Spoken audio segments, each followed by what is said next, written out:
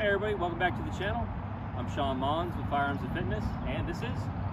I'm Sherman, I'm the cameraman, I'm usually behind there. And recently we decided to try to find a relatively cheap magazine that we can buy in bulk and use it for practice. Nothing serious, but go out and do practice. And we may have found that mag, and normally a lot of channels will buy something, maybe 1, 2, 3 of, but Not us. we got a larger sample size.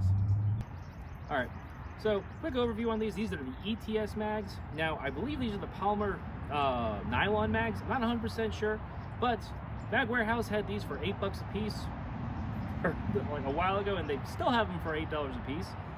And for that reason alone, I couldn't pass this up, and I bought 18 of these son of a bitches. And honestly, they haven't been bad. Now, going on what the company says, is they're drop proof, about 8 feet. They're chemical proof, so you need to worry about solvents and whatnot, and they're UV resistant, which is kind of important for polymers. My experience with these have actually been fairly positive. What about you, Sherman? I haven't had a problem with them. You know, they fit and feed into the gun quite easily. They lock in. I haven't had a problem with them coming back out. So no just random drops or jams? No. So I haven't had the same issue except with my lightweight build. And I don't necessarily know if that is a problem of the lightweight build or the problem of the magazine. This magazine, whenever I use these mags, for whatever reason, it seems to lock open my bolts. And I'm not 100% sure why. I haven't figured it out if it's just the bolt velocity, because I'm using a lightweight bolt carrier group, or it's the lower itself not being slightly cut up a little bit more so it has a flared mag well. So I'm not 100% sure on that. However, I'm going to more chalk that up to it being a lightweight rifle with kind of specialized parts in there. But all in all, I'm not going to say these are bad mags. I haven't had any real issues out of these. Now, I'm not going to lie to you. When I first got these mags, they were probably the chintziest feeling mags I've ever felt. Now, they said that they're made in America, but they didn't feel like that.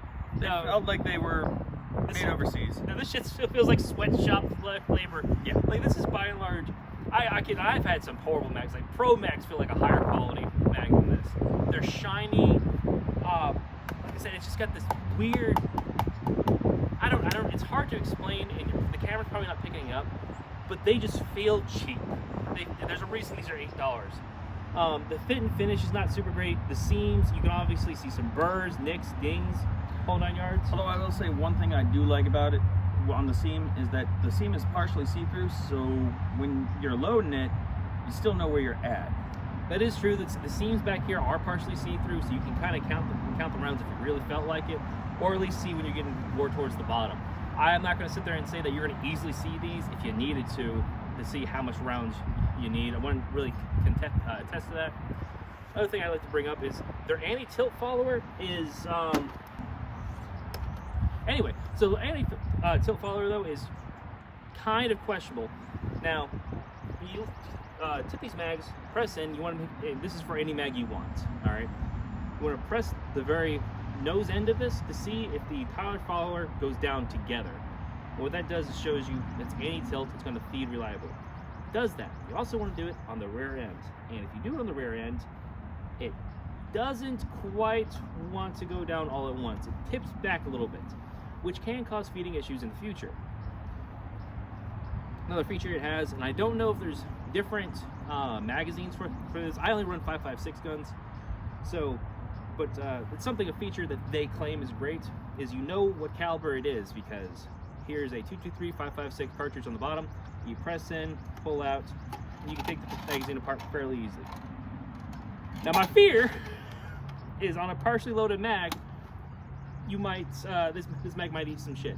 Now, I have never had that issue as far as like doing competitions and whatnot. Have you? During competition, no. I haven't had any of those issues. All right. So, but what we're going to do is we're going to do the final little bits of tests on this, the durability, and see if these things are actually worth their salt. Everybody's seen Duramags work great, which is the Stay and Ag bags. Everybody's seen Magpuls work great. Everybody's seen Lancer mags work great. Those are 3 magazine companies that everybody knows is a known quality and know that they will work out of the great. Don't quite know how durable these are, which is why they're practice mags and only practice mags, and don't yet really have the seal of approval of, yeah, I'd touch my life to these. So what we're going to do is we're going to go through a couple different tests. So a couple tests we're going to try to do is we're going to do drop tests, obviously. Now, we have 18 mags to drop test. We're going to drop test them each, 10 times? About 10, yeah. Yeah, 10 times onto slate from out of an AR. So, tallest one of us, Thacker, who you'll get to meet a little bit later, is going to drop them clean from the mag onto the floor and see if any rounds come out, if there's any cracks, dings, or blemishes that we need to worry about, or if the magazine just explodes. Who knows? The Chinesium it's made out of is questionable. All right, now we're gonna be doing our drop tests. As you can see over here, we have our handy dandy drop test rig. Thacker, say hi. God. All right, what he's gonna be doing is he's gonna be dropping 3 mags to start with. One's gonna have 30 rounds, next one will be 20, next one will be 10. What we're really looking for is any discernible damage to the magazines, any rounds coming out. After we're done with these first 3, we have about 15 more mags with an undetermined amount of ammunition in it. We're gonna be dropping all 15 of those as well.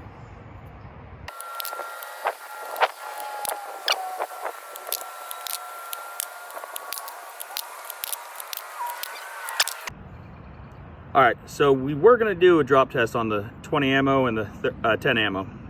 After seeing the 30, I don't think we really need to.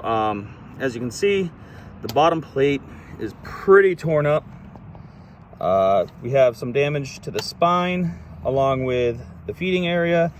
I'm sure you saw it during the drop test. For some reason, we don't know why, we couldn't get the magazine to drop out. During it, we did lose 13 rounds of ammunition, and that was just from the drop itself. That wasn't because it fed into the gun at all, and we don't know why we were losing that ammo.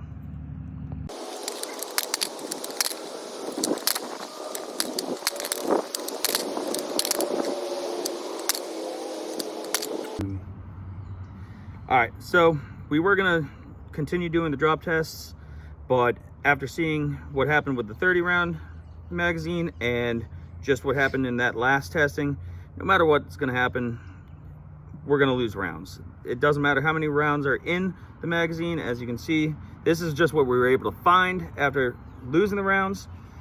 You can see here the different types of feeding patterns that we're getting from the drop test. You know, we still are getting damage to the plates, which, you know, that's pretty much expected from any magazine, dropping it from a 6 to 8 foot height. But ultimately, no matter what, just dropping these, you are losing rounds. And in my opinion, if we're going to lose rounds, it's not really worth it, since each round is about 50 cents to 75 cents a round. We don't really feel like looking for them right now.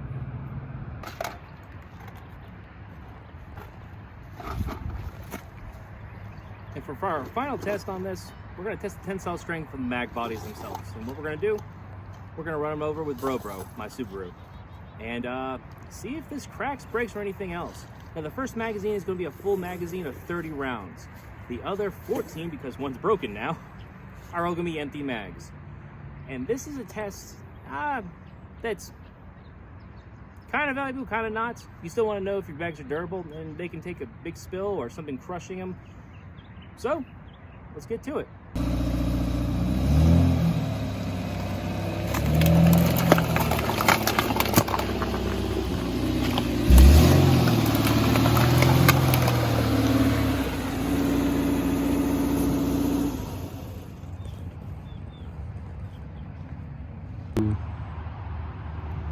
So, believe it or not, on that last test, none of it broke.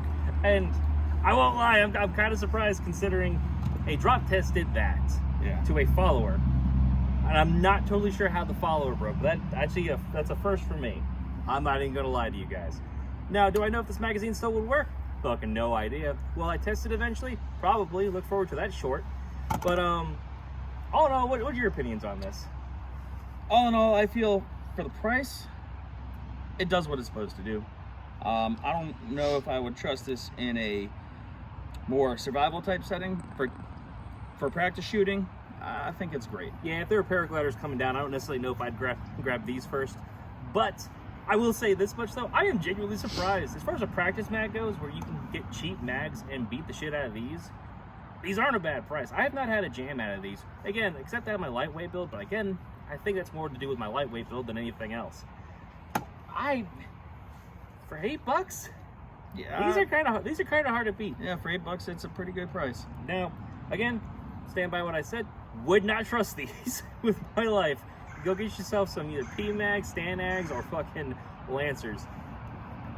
But for practice mags without wearing out the springs in your other ones, these are pretty good. Yeah.